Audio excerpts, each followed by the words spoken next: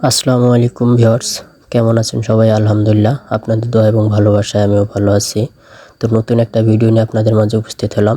আজকের ভিডিওর মূল টপিক হলো বাজিগার পাখি ঝিমায় খাবার খায় না, এর করণীয়। তো চলুন কথা না বাড়িয়ে ভিডিওটি শুরু করা যাক। তো বলতে গেলে বাজিগার পাখির আসলে তেমন কোনো রোগবালাই হয় না।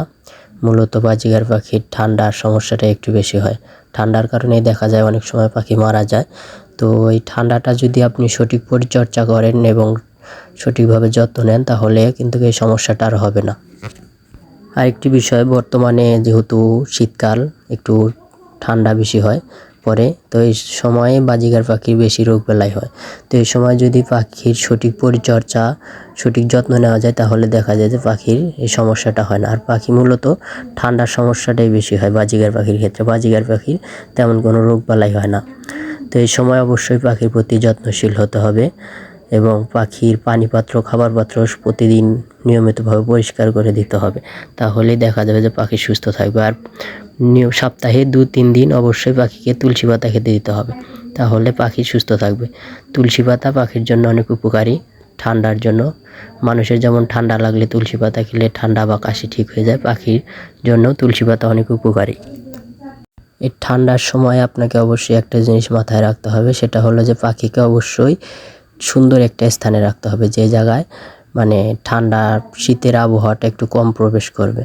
আর সকালের প্রথম রোদটাই যাতে পাখির শরীরে পড়ে, সে দিকটা আপনার খেয়াল রাখতে হবে।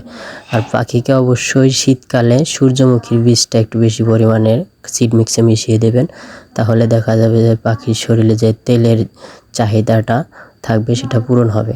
আর পাখির শরীরে চর্বি জাতীয় খাবার খেলে দেখা যাবে যে পাখির শরীরটা সবসময় হিট থাকবে। এর জন্য অবশ্যই ভালো মানের সিড মিক্সটা খাওয়াবেন এবং সিড মিক্সে একটু বেশি পরিমাণে সূর্যমুখীর বীজ মিশিয়ে নেবেন। আর একটি বিষয়, সেটা হলো যে এই শীতে আপনি আপনার পাখিকে সফট ফুড খেতে দিবেন না। এমনিই শীত ঠান্ডা, সফট ফুড যদি খেতে দেন, তাহলে দেখা যায় যে পাখির আরও অনেক বড় সমস্যা হতে পারে। তো এই জন্য এই শীতে আপনি আপনার পাখিকে সফট ফ্রুট খেতে দিবেন না। সফট ফ্রুট না দিয়ে আপনি আপনার পাখিকে বেশি সিড মিক্স, ভালো মানের সিড মিক্সটা খাওয়াবেন। আর যেহেতু এগুলো আমাদের ভালোবাসার পাখি, তো অবশ্যই ভালো মানের সিড মিক্সটা খাওয়ানোর চেষ্টা করবেন। এই দেখেন, আমি এই সিড মিক্সটা খাওয়াই। আর আমি অন্য সময়ের চেয়ে এই সময় একটু সূর্যমুখীর বীজটা একটু বেশি পরিমাণে দিয়েছি, কারণ এটা হচ্ছে শীতকাল। আর প্রতিদিন আপনাকে একটা কাজ করতে হবে, সেটা হলো যে পাখির খাবার পাত্র এবং পানি পাত্র পরিষ্কার করতে হবে। সকল পশু পাখির ক্ষেত্রেই দেখা যায় যে পানিবাহিত রোগ জীবাণুটাই বেশি আক্রমণ করে, সেটা মানুষ হোক, গরু ছাগল, যেটাই হোক না কেন, পানিবাহিত রোগ জীবাণুটা মানুষকে ক্ষতি করে বেশি।